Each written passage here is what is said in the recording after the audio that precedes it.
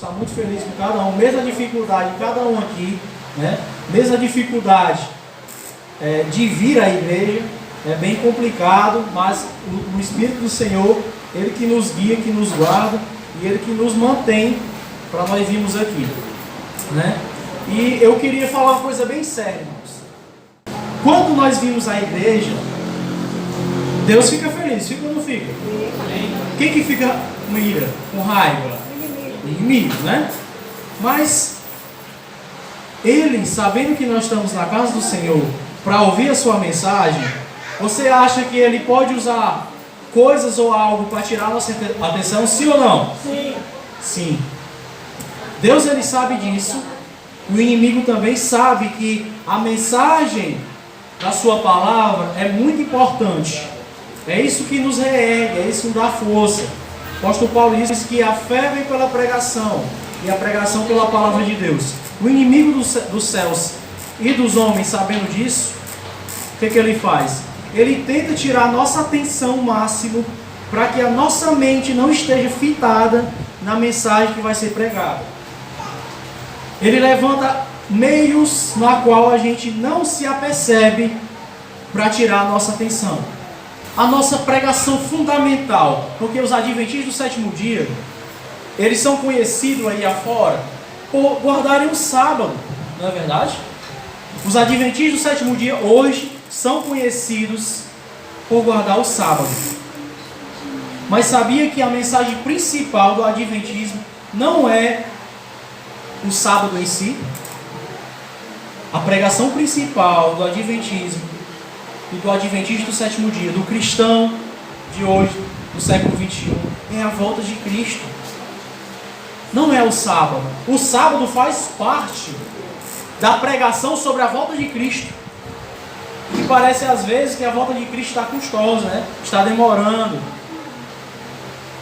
Mas por quê, irmãos? Vocês acham que a volta de Cristo está próxima ou longe? Próximo, não é? Por que está próximo, irmãos? Quais os sinais? Quais os sinais específicos, irmãos, que é visível da volta de Cristo? Alguém sabe me dizer? Nós que somos cristãos, devemos ter a compreensão de que Jesus está à porta. Jesus, quando Ele é perguntado também pelos seus discípulos, porque isso tinha uma dúvida dos discípulos: Senhor, o que acontecerá? Quais são os sinais da vinda, da tua segunda vinda? O que acontece, irmãos? Jesus, Ele enumera esses sinais, dizendo que haveria guerras, rumores de guerras, peste, terremotos, tsunamis, maremotos, tudo. Isso existiu, irmãos, e isso existe até hoje. Mas no capítulo 24, versículo 14 de Mateus, ele diz uma coisa bem interessante. A volta de Cristo. E o sinal mais importante, sabe qual é, irmãos? Irmãos, o Evangelho seria pregado. Isso aí é fácil. Está sendo pregado, você vê aí várias igrejas, eu posso dizer assim, em toda esquina existe uma igreja. O Evangelho está sendo pregado aí. O Evangelho faz movimentos e levanta multidões de pessoas. Se Jesus disse que este é o sinal que o Evangelho seria pregado, está sendo pregado. Então quer dizer que a volta de Cristo está próxima.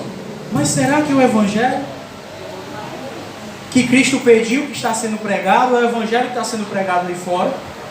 Será que o Evangelho vivido na vida prática de Jesus Cristo é o mesmo Evangelho que nós dizemos pregar? Será que o sinal da volta de Cristo, na qual diz que este Evangelho do Reino seria pregado em testemunho a todas as nações, então veria o fim, será que é o Evangelho que estamos vivendo na vida atual? O que está faltando, irmãos, para nós hoje? Uma coisa bem interessante, irmãos, em relação a isso, quando Jesus dá a resposta aos seus discípulos sobre a pergunta, Jesus enfatiza uma coisa bem interessante. Ele conta 3 parábolas no capítulo 24 e 25 de Mateus. Essas parábolas, elas não estão relacionadas ao mundo. Sabia disso? Essas parábolas, Jesus a dar resposta aos discípulos, a sua pergunta: Senhor, Quando o Senhor virá? Qual o sinal da tua vinda? Jesus enfatiza, sabe o que, irmãos? O estado da igreja mais do que o estado do mundo. Você sabia disso, irmãos? Jesus ele não dá ênfase ao mundo. Ele dá ênfase ao povo dele que está esperando. Irmãos, faço uma pergunta simples. Quem está esperando a volta de Cristo? Somos nós, o povo de Deus, os cristãos, ou o povo de fora? Quem é, irmãos? É o de fora ou de dentro? É o de dentro. O cristão, o povo de Deus, depende, ou melhor, clama, pede, proclama aí fora que nós estamos esperando a volta de Cristo. Jesus, quando ele fala em relação à volta dele, e fala as 3 parábolas, Mateus 24 e 25, ele está enfatizando o estado da igreja, não o estado do mundo. É provável que no capítulo 24 ele fala rumores de guerra, fomes, pestes, epidemias, mundo social, mundo religioso, e no mundo natural ele dá sinais. Mas o sinal mais importante, irmãos, para a volta de Cristo, o estado da igreja e não a do mundo, determina a volta de Cristo. Deu para entender, irmãos? O estado da igreja, não a do mundo, determina a volta de Cristo. Às vezes estamos achando que Jesus está próximo pelos males que acontecem na sociedade. A gente não aguenta mais ver as coisas ruins que acontecem na sociedade. Tragédias, homicídios. Mas o que acontece, irmãos? O estado da igreja é mais importante. Jesus deixa bem claro, irmãos, em sua resposta aos discípulos, a preparação para a volta dele. É os discípulos, irmãos. Nós somos os discípulos do século 21. Você e eu, irmãos. Devemos entender isso. O estado da igreja depende. Quando estiver sendo este evangelho, o evangelho verdadeiro sendo pregado, este evangelho, irmão, do reino proclamado, significa o quê? Significa a soberania de Deus na vida prática de todo homem. Todo mundo hoje prega o evangelho. Até virou moda, sabia? As pessoas se motivam a ser cristãs, ou até mesmo crentes, que elas são denominadas assim, porque vem outras. Legal ser crente, né? Você transforma a sua vida, você começa a vestir diferente, começa a falar diferente. Mas quando essas mesmas pessoas que dizem que é interessante ser crente, virar cristão, eu posso dizer assim, o que acontece, irmãos? Elas não têm esse poder transformador nas suas vidas. Mas apenas uma demonstração viva, irmãos, é capaz de mostrar de forma prática e apropriada e convincente do que Jesus pode fazer na vida dos seres humanos. Sabia, irmãos? O mundo, irmãos, está cansado de ver pessoas falando que são crentes e vivendo de forma contrária ao que a palavra do Senhor ensina. O evangelho prático, irmãos, e verdadeiro, que Jesus disse que ia alcançar as nações e o mundo, até os confins da terra, é um evangelho prático na vida do homem, que transforma o seu caráter à semelhança de Cristo, e as pessoas fora veem Cristo em você e se motivam, irmãos, a buscarem a transformação de suas vidas e o arrependimento. Irmãos, é gente demais, é crente demais, é igreja demais. Toda esquina tem igreja, e todas elas dizem ter a verdade. No Brasil catalogado, 40 mil denominações que dizem ter a verdade, irmãos. E a pessoa pega e diz assim, eu quero aceitar Cristo. O que eu faço? Deixa eu ver, aqui em 40 mil denominações, qual é a melhor? Irmãos, a melhor igreja não é o que os outros pregam, mas sim o que a palavra do Senhor diz. É a igreja que prega a palavra do Senhor. Se essa pregar a palavra de Deus e exaltar os seus mandamentos, essa igreja é a igreja verdadeira de Deus.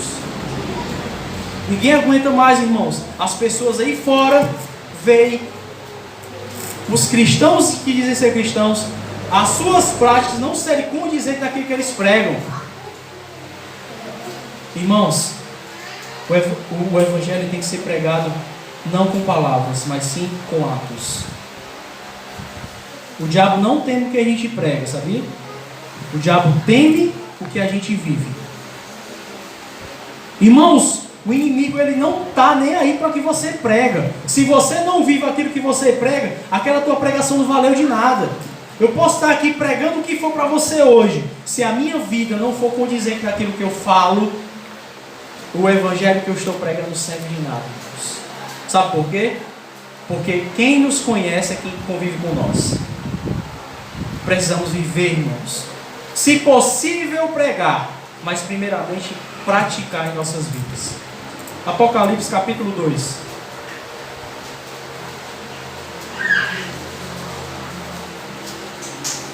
Capítulo 2 de Apocalipse. O versículo 5 é algo interessante, sabe por quê? Porque muitos de nós não estamos apercebidos em relação ao quê? Por que esse evangelho do reino não está sendo pregado como Jesus pediu em nossa vida prática? Apocalipse capítulo 2, versículo 5 fala o seguinte: lembra-te, pois, de onde caíste, arrepende-te e volta à prática das primeiras obras. E se não venho a ti e moverei do seu lugar o teu candeeiro, caso não que te arrependas. Querido, muitas das vezes a nossa vida espiritual, onde nós crescemos espiritualmente, às vezes nós estamos no patamar de fé que começamos a fazer algo e estamos fazendo errado e não nos lembramos onde caímos.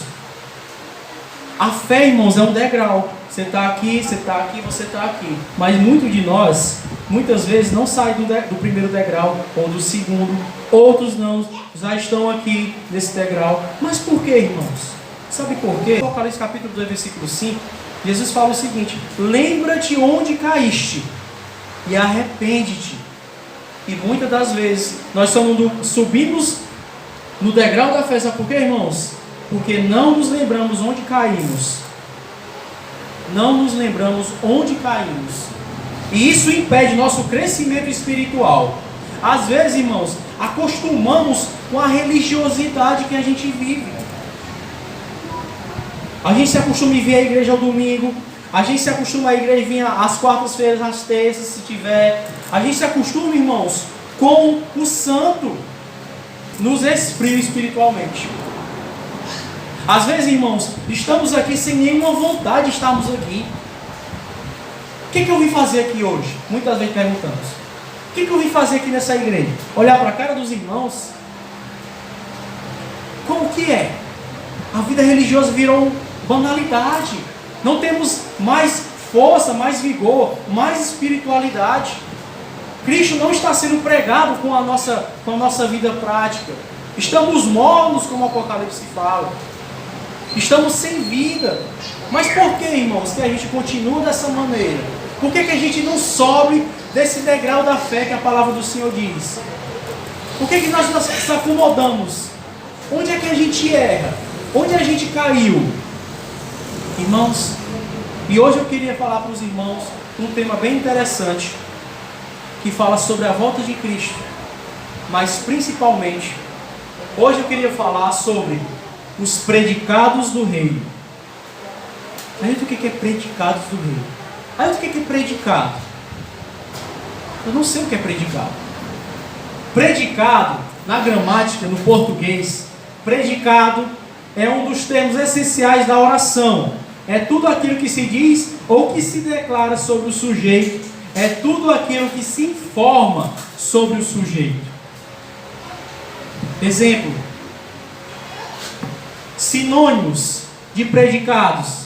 Isso é, exemplos: o menino é feio. O menino é o sujeito. Predicado é feio. O menino é bonito. Quem é o sujeito? O menino. Jesus é bom. Quem é o sujeito? O sujeito é Jesus. Quem é o predicado? É bom. É as qualidades, irmãos. É as qualidades na qual a Bíblia fala. O sinônimo de predicado é o que, irmãos? É a pessoa ter atributo. qualidades. E todo cristão tem que ter, sabe o que, irmãos? Atributos e qualidades. Por que é os predicados do reino? Porque os predicados, isso é, como a gente leu, os predicados é o que se declara sobre o sujeito e é tudo aquilo que se informa sobre o sujeito. Então, todo cristão é o que, irmãos? Tem que ser honesto, tem que ser fiel, tem que ser digno, tem que ser justo. Isso é o predicado do cristão. E o predicado do cristão, todo cristão deve ter, irmãos. É esse predicado aqui, muito importante. As bem-aventuranças. As bem-aventuranças, irmãos. Todo cristão que diz nascer de novo tem que ter as bem-aventuranças. Sabia disso? É porque assim, eu sou manso, mas eu não sou humilde. Ah, eu sou pacificador, mas eu não sou manso. E aí, o que eu faço? Não. A Bíblia fala que aquela criatura que diz que nasceu de novo, nascido do céu, que nasceu novamente, aquela pessoa tem que ter, sabe o que, irmãos? Os predicados do reino em sua vida. E os predicados do reino na sua vida, sabe qual é, irmãos? As bem-aventuranças. As bem-aventuranças, irmãos. Se o cristão não mostra ou não manifesta as bem-aventuranças, ele não é nascido de novo. Não é. Quem aceita Cristo, levantei a mão, fiz lá minha profissão de fé lá na frente, mas não tem a bem-aventurança. Esse homem é nascido de novo? Essa mulher é nascida de novo? De maneira alguma, não é. Não é nascido de novo, irmãos. Jesus fala em Apocalipse capítulo 2, versículo 5: lembra-te onde tu caíste e arrepende-te. E muitas das vezes não lembramos onde caímos. Sabe por quê, irmãos? Simples motivo: não temos as bem-aventuranças. Capítulo 5 de Mateus: bem-aventurado, no versículo 3, os humildes de espírito, porque deles é o reino dos céus. Irmãos, o que é ser bem-aventurado? O que a Bíblia fala sobre isso? Felizes. E o que é ser bem-aventurado? Os humildes. O que é ser humilde, irmãos? O que é ser humilde, irmãos, para você? A palavra do Senhor diz, tem duas definições para humilde aqui na Bíblia. Humilde, pobre, porque na verdade na sociedade existem duas classes de pobres, sabia, irmãos? Na sociedade do Brasil que a gente vive, em todo o mundo, existem duas categorias de pobres. É os pobres que conseguem viver com aquilo que tem, mas tem o básico, esse é o pobre. Mas tem o pobre pobre. O que é o pobre pobre? É o pobre miserável, que não tem condições. Então o que acontece? Algumas traduções desse mesmo versículo do capítulo 5 de Mateus vai dizer que bem-aventurados os pobres de espírito, porque Deus é o reino dos céus. Quando Jesus diz que humildes, ele está se referindo, sabe o que, irmãos? Os pobres de espírito. Por que eu falei das duas classes de pobres, irmãos? Porque existe a classe pobre que tem a condição mínima para viver, e tem a classe pobre das pobres, a miserável. E quando Jesus, irmãos, fala assim, ó, bem-aventurados os pobres de espírito, ou os humildes de espírito, ele está falando, sabe o que, irmãos? Não é a classe pobre que tem as condições mínimas para viver, sabe qual é, irmãos? É a classe miserável. Sabe por quê? Porque os miseráveis de espíritos, isso é. Aí quer dizer que nós somos miseráveis? Não. Sabe o que é isso aí, irmãos? É ver a pobreza espiritual na qual a gente se encontra. Quando Jesus diz os pobres, ele está falando do miserável de espírito. Sabe o que é isso, irmãos? Sabe o que é ser humilde de espírito? É você reconhecer Cristo como seu Senhor. Às vezes não temos humildade, sabia, irmãos? Às vezes achamos, na verdade, não sabemos, achamos que sabemos demais. E por isso, irmãos, não queremos ser advertidos, repreendidos. Muitas das vezes alguém vem falar algo para você e você não quer ouvir isso. Sabe por quê? Porque dentro de nós tem o orgulho, sabia? um egocentrismo que diz: eu sei, eu estudei, eu não preciso disso. E na verdade, irmãos, os humildes de espírito, eles são pobres, sabe por quê? Uma coisa bem fundamental, é porque eles sabem de onde eles vieram. Sabe por quê, irmãos? Os testemunhos mais lindos e mais cativantes e mais impactantes que nós vemos aí fora, sabe qual é? É de pessoas, irmãos, que foram viciadas em droga. Sim. É de pessoas que roubavam e não roubam mais. É de pessoas que se prostituíam, irmãos, e conseguiram ter uma vida transformada por Deus. Mas sabe por que nós ainda, irmãos, não somos gratos? Somos até demais pedintes a Deus, mas somos mínimos em agradecer. Sabe por quê, irmãos? Porque a gente não se lembra onde Jesus tirou a gente. Não se lembramos da pobreza, da miserabilidade que Deus tirou a gente daquele local. Porque a gente não entende que é dependente de Cristo. Uma pessoa miserável, irmão, vive na extrema pobreza, ela depende dos outros, irmãos. Ela não depende de si própria porque ela não tem condições. Ela depende do pai, depende da mãe, depende de nós, a igreja de Cristo, os cristãos, ajudar elas. Mas sabe por quê, irmãos? Porque elas dependem de pessoas. E os pobres de espírito, irmãos, sabe o que eles dependem? Depende de Deus. Sabe por que Deus chama a gente muitas vezes para abandonar trabalho por causa dele? Sabe por quê, irmãos? É porque Ele quer que a gente dependa dele. É dessa maneira, irmãos. Às vezes estamos abastados, como o Apocalipse diz. Nada precisamos, nada sentimos falta. Mas o Apocalipse diz que nós somos cegos e nus. Cegos e nus, irmãos. E achamos que nós estudamos demais. Nós lemos a Bíblia demais. Nós somos um povo que prega a palavra. Mas não temos humildade de coração, irmãos. Não temos pobreza de espírito. Não dependemos de Deus. E isso sabe o que faz, irmãos? Ruína.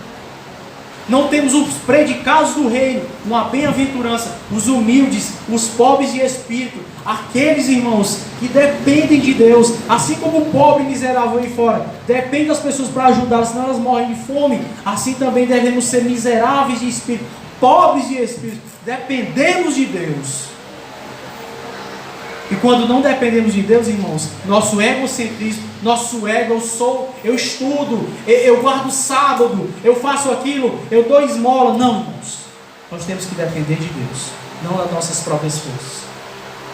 Bem-aventurados, irmãos, os que choram, porque serão consolados. Os que pregam a volta de Cristo e que vivem os predicados do reino em suas vidas, os atributos, as qualidades.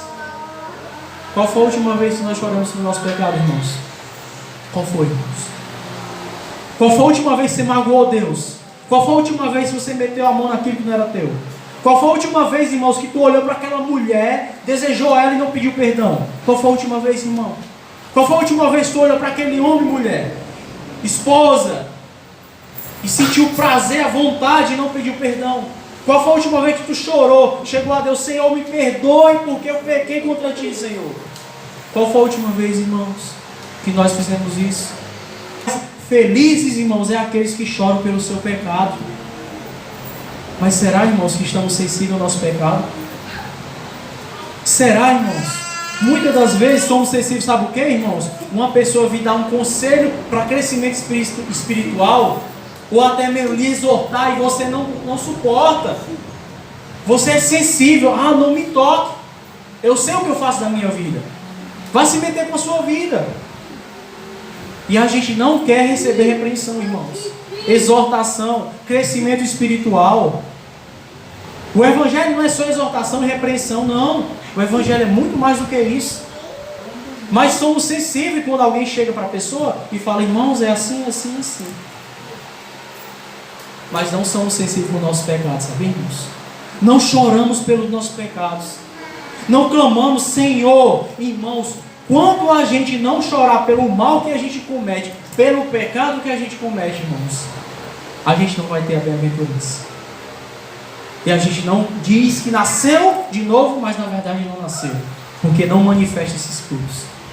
E o segundo aspecto, irmãos, é aqueles que choram pelos pecados das pessoas. Irmãos, qual foi a última vez que nós choramos porque um irmão nosso caiu?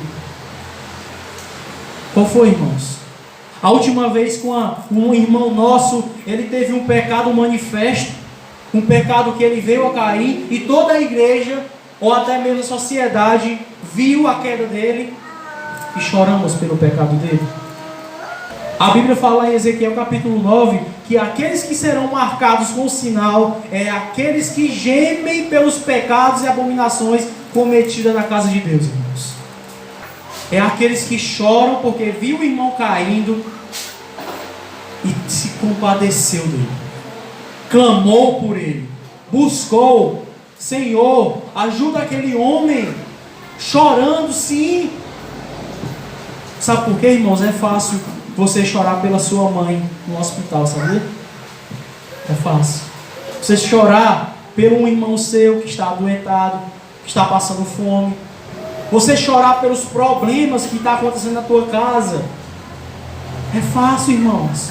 Mas a gente chorar pelo nosso pecado e chorar pelo pecado das pessoas do nosso convívio, sabe o que é chorar, irmãos? Ser bem-aventurado que choram é não conseguir ver, irmão, mais o pecado aí no mundo. Filho matando pai, pai matando filho, pessoas jovens se prostituindo, pessoas morrendo em guerras. Isso, irmãos, nós não estamos sendo comovidos mais. Até quando, irmãos, vamos continuar desse jeito? Estamos tão do jeito, irmãos. Sabe por quê? Estamos tão do jeito que se a gente vê um homicídio ali fora, sabe o que os cristãos atuais, modernos do século XXI fazem? Pega um celular e vai gravar. Para mostrar onde? No Facebook, colocar no WhatsApp ou no Instagram. Eu estava lá para quê? Eu filmei, eu fiz a minha parte? Não. Nós temos que chorar, irmãos. Foi-se o tempo dos antigos que choravam pela morte dos vizinhos. Antigamente as pessoas diziam que não tinha nada naquele bairro quando morria alguém. Sabe por quê, irmãos? Porque os vizinhos choravam. Mas hoje a gente não chora nem pelas tragédias que acontecem no mundo, principalmente os nossos pecados e os pecados dos outros. Devemos, irmãos, chorar e clamar a Deus para que essas pessoas se convertam em nós mesmos. Bem-aventurados, irmãos, os mansos, porque herdarão a terra. Aí o que é ser manso? O que a palavra do Senhor diz, irmãos, para ser manso? Manso, queridos, é uma pessoa que tem domínio próprio. Uma qualidade dos frutos do Espírito, está lá em Gálatas 5:22, está lá domínio próprio. Quem foi o homem mais manso que pisou nessa terra? A Bíblia fala que foi Moisés, mas também Jesus. Jesus, ele foi um homem muito manso, assim como Moisés. Mas sabe por quê, irmãos? O que é ser manso? Uma coisa bem interessante que eu queria falar das bem-aventuranças não são qualidades naturais do homem. Você sabia disso? As bem-aventuranças não são qualidades naturais do ser humano. Essas qualidades são qualidades de vida do céu. Quando a pessoa recebe Cristo em sua vida, o que acontece, irmãos? Ela nasce de novo. Há uma metamorfose, uma transformação. Cristo vive em mim, a palavra do Senhor. Já não vivo eu, mas Cristo vive em mim.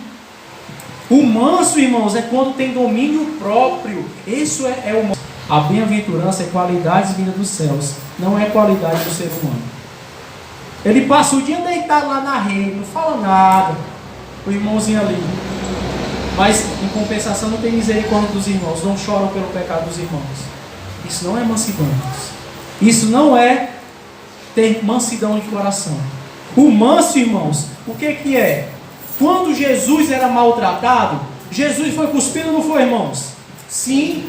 Jesus foi maltratado? Sim. Jesus levou tabefes, irmãos? Sim. Jesus colocaram uma coroa de espinhos, irmãos, nele? Sim. Jesus revidava, irmãos? De maneira alguma. E por que hoje a gente quer revidar? Por que a gente não tem mansidão? Por que a gente não diz, já não vivo eu, mas Cristo vive em mim? Mas qualquer probleminha dentro do lar, a mansidão que na qual eu digo pregar na igreja, até porque, irmãos, eu gosto sempre de falar isso. É muito fácil ser crente dentro da igreja, sabia? É muito fácil falar a paz do Senhor para as pessoas aí fora.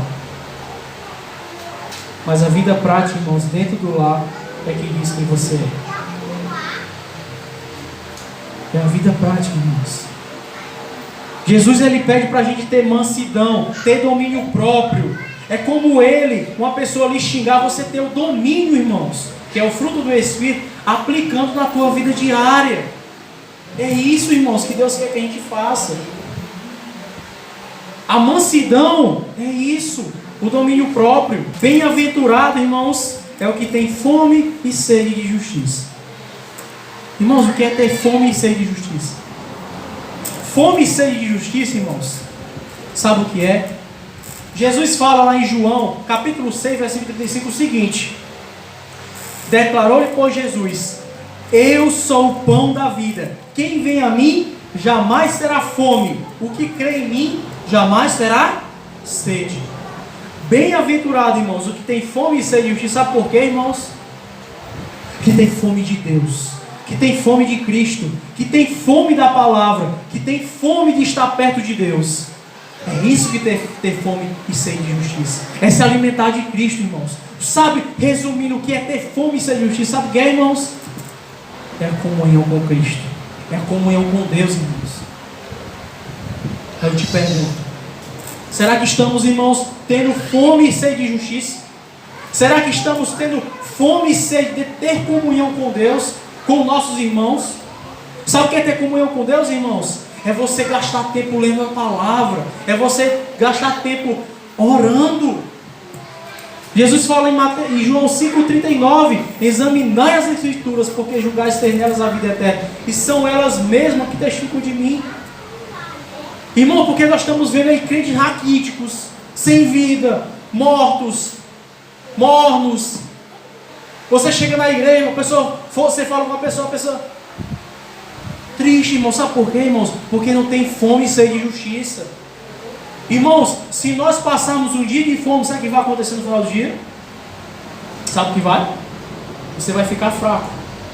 E você não vai fazer o seu dever diário, aquilo que você costumamente faz normalmente. Se você não se alimenta, irmãos, um dia, se você não alimenta 2, se você não se alimenta 3, se você não se alimenta 4 dias, você vai chegar no estado de inanição e vai acabar, sabe o que, irmãos? Morrendo. Porque falta de comida. Agora eu te pergunto, irmãos, por que se é assim com a vida física, se a gente precisa se alimentar de alimento para poder sobreviver, por que a gente acha que não precisamos de alimento espiritual? Por que é, irmãos? Não estamos tendo fome e sede de justiça, irmãos. Não estamos tendo fome e sede de comunhão com Cristo.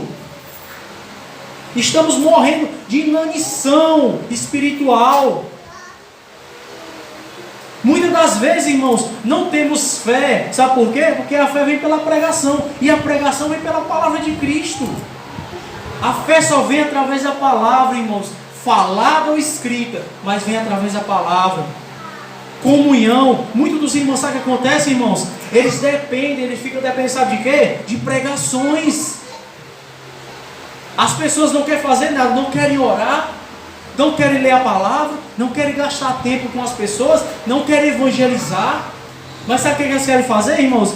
Viver de pregações. Irmãos, a fé do pregador é a dele. Você tem que construir a sua fé. E se nós passamos 5 dias sem comer, acabamos ficando fracos, sem nem poder andar, por que a gente muitas vezes passa 5 dias sem ler a Bíblia, irmãos? Porque muitas vezes passamos 5 dias sem orar. Porque muitas vezes a gente abre a Bíblia aqui, lê um versículozinho, não, isso aqui tá bom. Por que a gente não passa o dia todo só com a merenda do café da manhã? Por que é?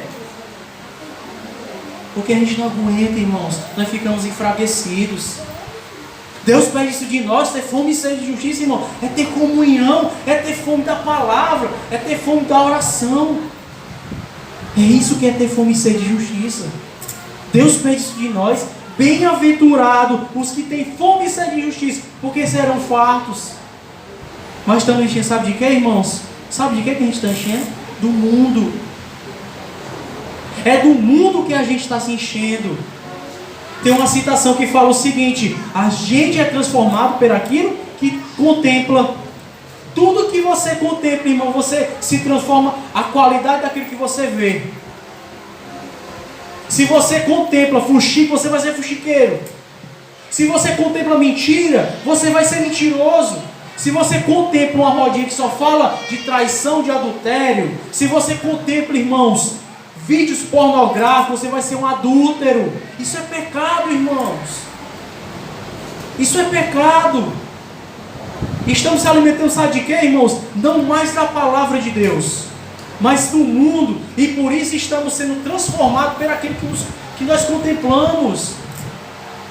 E porque Cristo não está sendo mais manifesto em nós? Por que as pessoas não veem Cristo em nós, irmãos? Sabe por quê? Porque não estamos contemplando a pessoa de Cristo. Não estamos contemplando o que Ele fez por nós na cruz do Calvário. É isso, irmãos, que está acontecendo. Bem-aventurados que têm fome e sede de justiça, porque Jesus disse que Ele é o pão da vida que desce do céu. E aquele que vem a mim não terá mais fome nem sede, Jesus diz. E se estamos enfraquecidos, é porque falta comunhão, falta entregamento da vida, dedicação. E o evangelho do reino, ele será pregado. É dessa maneira, irmãos.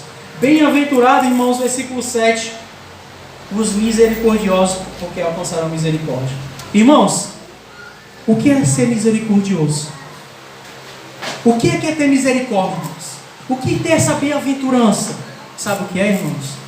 Bem-aventurados misericordiosos, sabe o que é? É tratar as pessoas melhor do que elas merecem. Sim.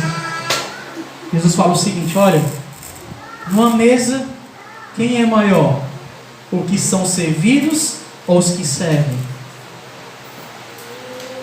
E Jesus fala o seguinte, irmãos: eu sou aquele que serve entre vós. Entre vocês sou eu que serve. E muitas vezes queremos ser servidos, mas não queremos servir. Não queremos ter misericórdia das pessoas. Sabe o que é ter misericórdia, irmãos? É tratar as pessoas melhores do que elas merecem. É isso. Sabe o que é ter misericórdia, irmãos? É reconhecer quando uma pessoa peca ou cai, necessita de alguém para ajudá-lo. Está lembrado daqueles que choram? Está lembrado daqueles que choram pelo pecado? Quando aquela pessoa cai, ela tem misericórdia. Ela chora, mas sabe o que ela faz? Ela ajuda. Ela não fica apontando o erro. Sabe por quê, irmãos? A palavra do Senhor diz o seguinte: que Deus dá prova do seu amor para conosco. Sabe por quê? Porque Deus mandou o seu Filho para morrer por nós, nós ainda sendo pecadores. E a gente não tem misericórdia, principalmente das pessoas aí fora. Tratar as pessoas melhores do que elas merecem, irmão, sabe o que é? É se importar, entendendo que assim como Cristo morreu por você, que você também estava no mundo, aquela pessoa precisa de salvação. É isso que é ter misericórdia, irmãos. Ter misericórdia, irmãos, também, isso significa o quê? Uma pessoa que ajuda outra quando necessita de alimento e roupas. Isso é ter misericórdia das pessoas, dos necessitados. A lição falou nesse trimestre em relação a isso, irmãos. De ajudar os pequeninos. E muitas vezes não queremos abrir a mão. Tiago fala que a fé sem obras é morta. E muitas vezes queremos dizer uma fé que não é praticada. É uma fé falada. E fé falada não transforma o mundo. Fé praticada sim, mas fé falada não. Isso que é ter misericórdia. É tratar as pessoas melhores do que elas merecem. E às vezes, irmãos, queremos tratar, sabe quem é melhor do que a gente? As pessoas que têm mais condições financeiras. As pessoas que têm mais condições financeiras, irmãos, é que a gente dá mais ênfase. E Tiago fala: se entrar algum rico na vossa igreja, e você sente aqui ao meu lado, e colocar o pobre lá atrás ou o estrado dos seus pés, não estão fazendo distinção de pessoas? E acaso não são vocês não estão cometendo pecado? A palavra do Senhor diz, quando João perguntou, Jesus, pergunta lá aquele cara se ele realmente é o Messias. Sabe o que ele disse? Para os 2 discípulos: olha, falar que os coxos estão andando, que os leprosos estão sendo purificados, que os cegos veem e os pobres estão sendo pregados o Evangelho. Por que a gente não se liga mais, irmãos? Não tem mais esse amor em si. Não está tendo misericórdia das pessoas aí fora, irmãos. Sabe por quê, irmãos? Porque não estamos manifestando a bem-aventurança. É por isso. As 2 passagens que falam que a gente vai ver Deus é os limpos de coração e aqueles que buscam a santificação, que está lá em Hebreus capítulo 12, versículo 4. Irmãos, queremos ver a Deus? Sim ou não, irmãos? Claro que sim. Nós precisamos ser limpos de coração. E o que é ser limpo de coração, irmãos? Limpo de coração é aquela pessoa, sabe o que é, irmãos? Esse é o ponto-chave. É aquela pessoa que vive o que prega. É isso que é limpo de coração. Sabe o que Jesus chamava os fariseus, irmãos? Sepulcros caiados.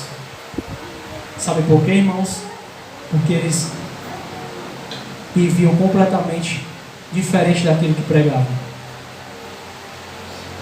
E nós muitas vezes, irmãos, estamos bonitos por fora, mas por dentro estamos cheios de ossos e rapina. Limpo de coração, irmãos, não é exteriormente. Ser limpo de coração é uma vida prática, na vida diária. É Cristo vivendo em você. O Evangelho do Reino sendo pregado na sua vida. Isso que é uma vida prática. Isso que é ser limpo de espírito. O apóstolo Paulo fala: o nome de Deus é blasfemado entre os gentios por causa de vós.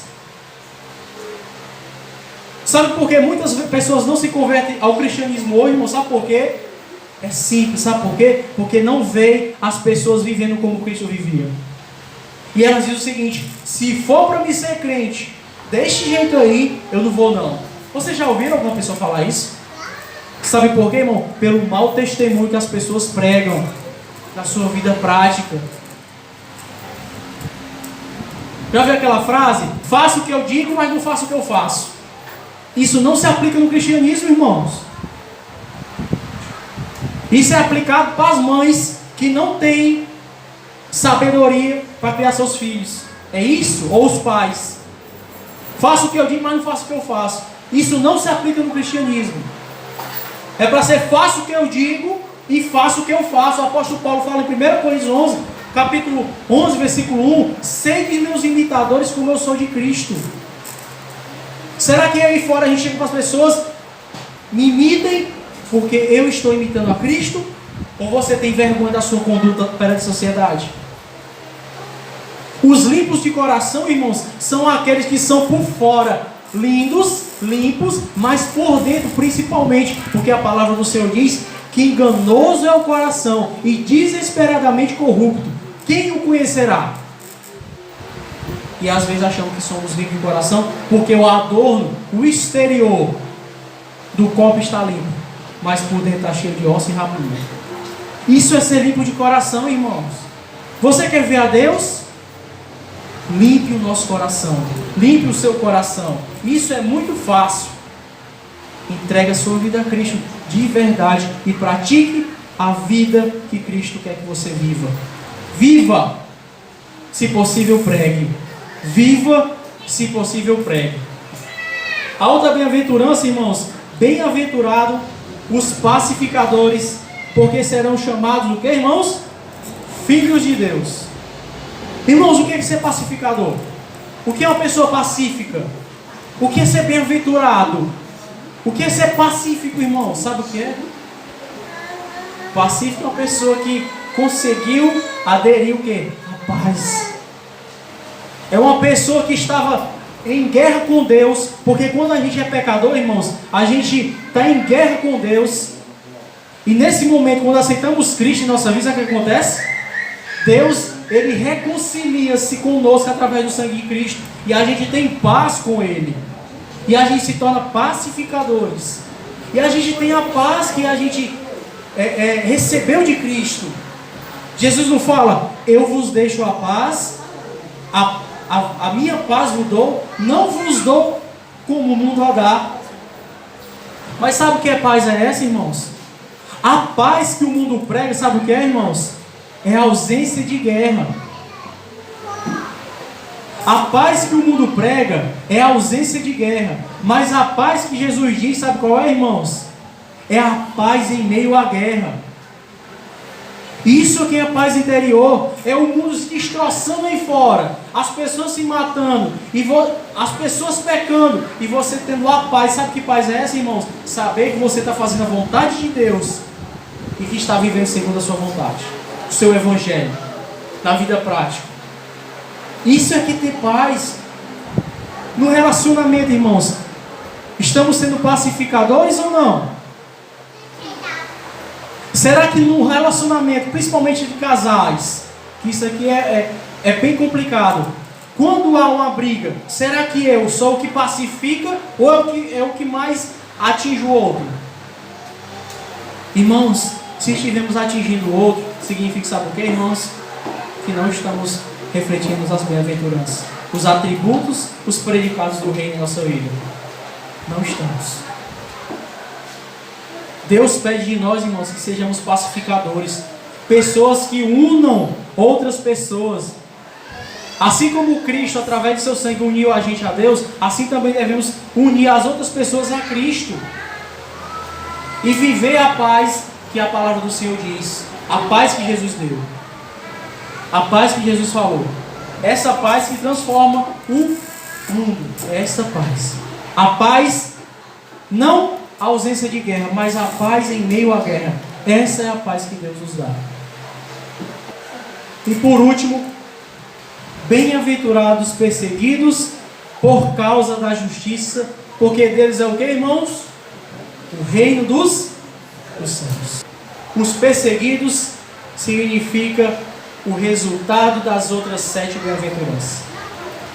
A consequência, irmãos, de você manifestar as 7 essas bem-aventuranças antes dessa, vai ser o resultado, sabe o que é, irmãos? Perseguição.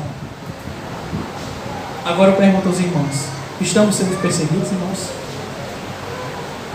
Irmãos, uma pergunta simples, óbvia. Estamos sendo perseguidos hoje?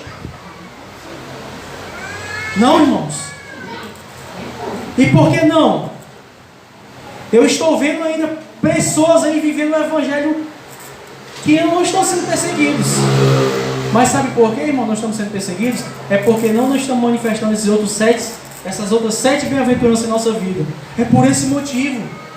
É a consequência da perseguição. Vem, sabe por quê, irmão? Por causa das bem-aventuranças em nossa vida. O mundo vê, esse homem não é daqui. Satanás se levanta e começa a perseguir um povo. E você sabia que no final dos tempos o povo de Deus vai ser perseguido novamente? Eu queria dizer aos irmãos que assim como foi na Idade Média, que milhões de pessoas morreram na Santa Inquisição, assim também vai ser no final dos tempos, antes da volta de Cristo. Estamos preparados, irmão, para sermos perseguidos? Se sim, glória a Deus. É porque você está apresentando a bem-aventurança em sua vida. Se não, nós vamos ser aquelas pessoas que irão perseguir as pessoas. E não queremos estar nesse meio, irmãos. Irmão, sabe por que nós estamos sendo perseguidos? Porque você só pode atirar uma pedra numa mangueira ou numa bananeira para tirar o fruto. Sabe por quê? Porque ela está apresentando o fruto. E você não vai atirar uma pedra para tentar derrubar uma manga que nem existe. Você primeiro vê a árvore, vê o fruto e tenta derrubar ela. Eu posso dizer assim, mais ou menos. Sabe por que a gente está sendo perseguido, irmãos? É porque a gente não está apresentando os frutos de Gálatas 5:22. A gente não está sendo manso, nem bom, nem humilde, nem misericordioso. A gente não está apresentando, irmãos, as bem-aventuranças. E só iremos ser perseguidos, irmãos. A igreja triunfante que vai para o céu é aquela que prega a palavra. E depois que as pessoas estiverem manifestando esses atributos em sua vida, Cristo vivendo nelas, o povo vai ser instigado pelo inimigo a perseguir elas. Aí então virá o fim. Jesus diz que este evangelho, irmãos, do reino seria pregado em testemunho a todas as nações. Então veria o fim. Mas este evangelho, irmãos, na vida prática, é nas bem-aventuranças. Apocalipse 2, versículo 5 diz: lembra-te onde caíste, irmãos. E muitas das vezes, sabe o que está faltando em nós, irmãos? Uma coisa simples, chamada bem-aventuranças. Bem-aventurança, irmãos. É só isso. Parábola de Jesus, página 29. Quando o caráter de Cristo se reproduzir perfeitamente em seu povo, então virá reclamá-los como seus. Irmãos, quando o caráter de Cristo, nosso Senhor Jesus Cristo, estiver sendo manifesto em nosso meio, aí então ele virá reclamar como seus. Não é o exterior, irmão, as guerras, rumores de guerra, falsos profetas que falam a volta de Cristo. Jesus deu a ênfase: este evangelho do reino seria pregado em testemunho em todas as nações, então viria o fim. Esse evangelho prático na nossa vida diária, irmãos, que vai manifestar ao mundo que o evangelho está próximo. É dessa maneira, irmãos. Quando nós vivemos nessa situação de mornidão espiritual e não vivemos aquilo que pregamos, Jesus não irá voltar. Nós aguardamos sim ou não a volta de Cristo, irmãos? Sim. Então devemos praticar as bem-aventuranças na nossa vida.